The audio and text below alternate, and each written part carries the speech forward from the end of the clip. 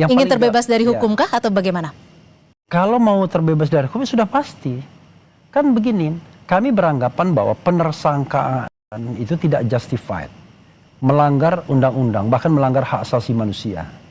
Saya mengatakan kasus ini jangankan ditingkatkan menjadi penyidikan dan kemudian penersangkaan, diproses saja tidak layak. Karena from the beginning kita mengatakan ini masih dalam ranah konstitusi, demokrasi, hak asasi manusia, kebebasan menyampaikan pendapat baik secara lisan dan tulisan yang dilindungi oleh konstitusi. Karena itu saya sebagai lawyer tidak rela mereka ditersangkakan dengan pasal-pasal buatan seperti ini. Nah karena itu kita berusaha menggunakan segala cara, saluran untuk meminta perhatian. Tidak hanya penyidik tetapi seluruh rakyat Indonesia dan juga penguasa.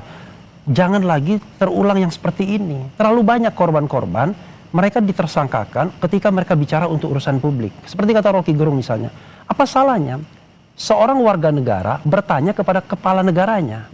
Kepala negara itu kan anak buahnya warga negara, rakyat. Bertanya, ijazah yang kau pakai itu asli atau tidak? Bahasanya begitu. Kan dia tidak lagi menjadi kepala negara. Tetapi jangan lupa, pertanyaan ini sudah diajukan 3-4 tahun yang lalu. Ini kan buntut dari ini semua kan. Nah, karena itulah kita tidak rela orang dikriminalkan. Kami menganggap ini kriminalisasi, ditersangkakan. Jadi bukan soal gagah-gagahan. Kalau untuk pembuktian ijazah itu asli atau tidak, ada CLS Citizen Lawsuit di Solo sana. Apakah berani Pak Jokowi masuk ke arena sana untuk pembuktian ijazah karena sudah dalam proses pembuktian di sana. Kalau di sini tidak, ini adalah kriminalisasi pemidanaan. Yang dicari adalah pasal-pasal tentang pencemaran nama baik, pasal fitnah, pasal ujaran kebencian, pasal ngedit dokumen dan lain sebagainya. Sehingga yang terjadi adalah nanti akan dibelokkan bukan pembuktian ijazah itu asli atau tidak karena memang bukan forumnya, tetapi hakim dan jaksa sibuk mencari-cari kesalahan dari TRR ini, Tifa, Roy, dan Rismond. Karena itu menurut saya kita minta perhatian semua komponen. Makanya kita tidak hanya ke MK, tapi juga ke Komnas HAM, ke Komisi 3 DPR. Karena kalau kita hanya mengandalkan polisi atau penyidik yang diduga masih sangat kuat kaitannya dengan kekuatan Solo, maka orang mengatakannya Parcok, geng Solo, dan lain sebagainya, maka akan berat bagi kita kemudian untuk melihat adanya fairness, adanya equal treatment dalam proses penegakan hukum kasus ini. Udah ada jawaban dari Komisi 3? Ada respon tidak? Ada respon dari ketuanya, masih mengatakan akan berkoordinasi dengan pimpinan lainnya, tapi saya WA lagi, Habibur Rahman belum menjawab lagi. Jadi melalui televisi ini, kami minta DPR juga mengambil peran, perhatian terhadap kasus seperti ini. Jangan dibiarkan. Ada kasus-kasus yang punya dugaan pelanggaran HAM, ya, ada abuse of power, tetapi kemudian dibiarkan begitu saja sebagaimana KM 50 dulu. Karena itu kita buka ke ranah politik, ranah publik mengenai kasus ini. Nanti orang bilang katakan, loh ini kan kasus hukum. Orang tahu ini not only ini hukum saja, tetapi ini juga kental politiknya. Kental ada equal treatmentnya, kental ada pengaruh geng Solo terhadap kekuasaan penyelidikan dan penyidikan. Kalau tidak mungkin di Barreskrim Mabes Polri sebelumnya mengenai laporan mengenai penggunaan ijazah palsu atau dokumen palsu itu dihentikan begitu saja. Padahal banyak sekali bukti atau alat bukti yang bisa diajukan sebagai sebagai fondasi agar kasus ini betul-betul diperiksa apakah ijazah itu palsu atau asli.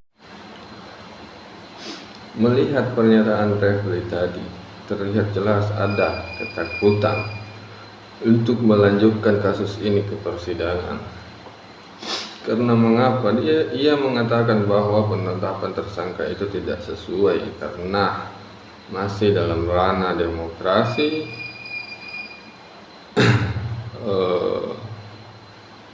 dan menyebutnya suatu kriminalisasi. Padahal kita tahu bahwa penetapan tersangka ini punya dasar yang sangat kuat, di mana ada tuduhan serius di dalamnya, yaitu soal pemalsuan dokumen ijazah seorang presiden ke-7, di mana dampak dari tuduhan ini tidak hanya berdampak pada presiden ke-7, tetapi juga bisa berdampak kepada lembaga terkait penerbit ijazah. Dan tentunya juga lembaga terkait penerbit ijazah yaitu UGM berkali-kali menepis tuduhan ini, tetapi teroris tidak pernah mempercayai hal itu. Bahkan teman-teman seangkatan Pak Jokowi juga berkali-kali memberikan kesaksian di ruang publik, dan itu pun dianggap suatu kebohongan. Bahkan ketika uji forensik yang dilakukan di Barreskrim itu pun juga dianggap tidak sesuai dan bahkan dianggap suatu kriminalisasi dan adanya relasi kekuasaan. Padahal seandainya jika memang ini adalah suatu kriminalisasi dan ada relasi kekuasaan, tentunya hari ini teroris sudah ditahan, karena unsur penahanan sudah lengkap.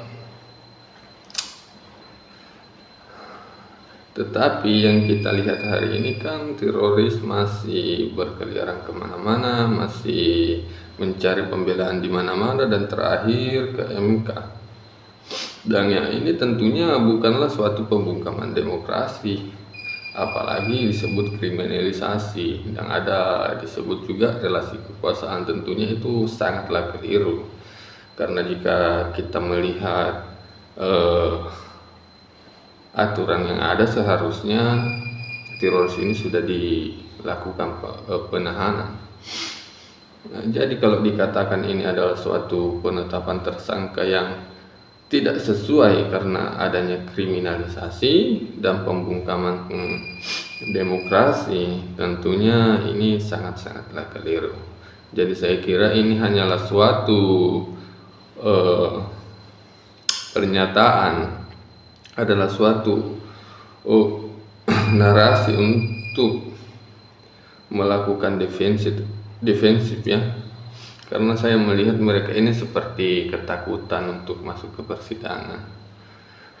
Karena kita tahu jika kasus ini sampai ke persidangan, mereka tidak punya bukti sama sekali untuk dibawa ke persidangan itu sendiri. Karena pada sampai hari ini mereka masih sibuk mencari pembelaan, mencari bukti di mana-mana, dan bahkan menggugat pasal yang menjerat mereka. Nah, saya kira begitu. Untuk lebih lanjutnya mari kita dengarkan Bung Rifai berikut ini. Gimana Bung Rifai menanggapi, meresponnya? Ada yang disebut ini kriminalisasi. Pak Jokowi pasti juga udah mendengar pasti dong. Dia bilang tidak. dan bagaimana tadi Bung Refli tegas menyebutkan parcok lah, apalah. Oke, saya nyebut parcok itu kan niru orang lain aja kan. Oke, jadi kembali lagi ini kan argumentasi lawyer ya. Kalau kami memahami lah argumentasi yang dibangun. Tapi ini kembali lagi mumpung di televisi, saya ingatkan publik juga bahwa yang tapi sebelum jadi lawyer saya begini juga argumentasi saya. Bahwa, you can check it, apa ya kan? namanya? Lagi-lagi kami meyakini betul tindakan fitnah maupun pencemaran yang dilakukan oleh Roy CS atau Roy CS lah semua ya. Bukan Roy CS. Tidak ada kaitannya. Beda itu Roy CS. Tidak ada kaitannya dengan penelitian maupun kegiatan akademik. Dan itu fakta. Silakan publik melihat, searching di sosial media seluruh tayangan mereka dari bulan Januari sampai dengan April 2025, 4 bulan berturut-turut. Kami menemukan 31 objek. Mereka memfitnah, menghina Pak Jokowi, menyatakan ijazah palsu, menggunakan Tapi sebelum ijazah palsu, memfitnah dan menghina Pak Jokowi kan permintaannya jelas. Pembuktian bahwa ijazah ini asli atau palsu saat itu. Tidak, balik aja. Yang kita laporkan adalah tidak ada satu kalimat pun mereka mengklaim diri sebagai peneliti ataupun melakukan kegiatan akademis. Itu keliru. Ya. Nah, coba Anda lihat itu fakta. Interview Dr. Tipa pada tanggal 15 April. Dia mengatakan peneliti. Ya, coba lihat. Itu clear. Tanggal berapa? Tanggal 15 April, Dr. Tipa. Ya, nanti kita saling buktikan aja. Ketika di interview kami sebagai peneliti katanya. Baru setelah itu ketika dia mengunjungi UGM. Baru setelah kami laporkan di 30 April, nah, beberapa minggu kemudian mereka langsung membangun alibi seolah-olah peneliti. Tapi kan Jokowi White Paper itu juga memang setelah di status tersangka. Agustus, Mbak. Itu baru bulan Agustus. Jadi Anda kembali lagi bikin buku itu sebulan 2 bulan. Apalagi Jokowi White Paper itu dikatakan Dr. Ridho Rahmadi mengatakan bahwa apa yang ditampilkan Dr. Tifa itu setara dengan S3. Bayangkan. Saya lanjut. Anda bisa nggak membuat sebuah karya yang dianggap setara dengan S3 dengan 1 bulan 2 bulan saja? Jadi, Oke, jadi karya itu yang long term, ceritanya lama. memang lagi on process, ongoing ya. Iya. Oke, tapi kalau silakan. kami lihat ya, dan kalau dilihat di tayangan bisa kalau dicek. betul akademis, mana mungkin Nusa Kambangkan Jokowi, asingkan Jokowi. 1 miliar% palsu. Itu kan kalimat-kalimat yang jauh dari Nah, kalimat kita harus akademis, membedakan ya. ya, Itu satu. Jadi kami antara melihat ini semua komunikasi dan argumentasi yang aksi. dibangun untuk apa namanya membingungkan publik bahwa seolah-olah penelitian. Dan kami paham lah itu gaya-gaya pengacara selalu seperti itu. Cuma saya sendiri yakin baik polisi, jaksa, hakim tidak akan Bukan pengacara saat itu, bukan Bung pengacara Roy, saat Dr. itu. Tifa, dan Rismon. Enggak, dia akan tetap melihat semua lawyer akan membangun alibi. Ini yang membangun alibi pertama kali lawyernya loh. Menyatakan Lawyer yang mana? Ya nanti lihat di tayangan. Abang belum masuk waktu itu. Nah dari situ masuk. Bung Refli belum join ya? Dan saya tanggapi. Ini alibi murahan yang udah sering terjadi kok seperti ini. Tapi saya yakin juga hakim tidak akan terkecoh. Karena yang kami laporkan adalah 31 objek. Silakan dilihat di channel. 31 objek. Yang paling Satu, yang yang paling krusial Kedua 3. Mbak, buku baru muncul bulan Agustus. Ini kan hanya Tapi tadi rentetan. udah dijawab, karena jadi kan butuh proses kembali untuk lagi ini membuat hanya alibi yang dibangun. Nah terus Anda bisa apakah bikin polisi setara berpihak disertasi ya? hanya Maaf, waktu 3 gampang bulan. aja saya satu fakta ya. Kami sebagai kuasa hukum tidak pernah meminta-minta untuk penahan, tapi kalau relawan berkali-kali meminta untuk penahan. Nyatanya ditahan nggak? Tidak kan? Artinya polisi tidak bisa diatur. Bukan nggak bisa diatur. Polisi itu Karena dikontrol kasusnya oleh Solo, lemah menurut saya soalnya. terlalu berlebihan. Nah, soal kasus lemah tidak lemah, biarkan nanti di persidangan. Apalagi di pasal 312 maupun di pasal 434 KUHP baru, lebih kurang gini Mbak. Dalam konteks delik penghinaan atau fitnah, si tertuduh bisa dia membuktikan kebenaran tuduhannya. Kedua, dia bisa terbebas karena alasan pembelaan diri ataupun terbebas karena kepentingan umum. Tapi ini semua hanya bisa diuji oleh hakim. Jadi kembali lagi, boleh saja dibangun sekarang, tapi nanti harus hakim memutus. Tidak ada kewenangan penyidik. Tapi kalau kita melihat flashback kebenaran beberapa tuduhan tahun itu ke ya. belakang, Jadi kan memang kasus harus ijazah persidangan, Jokowi ya. ini sebenarnya sudah lama loh.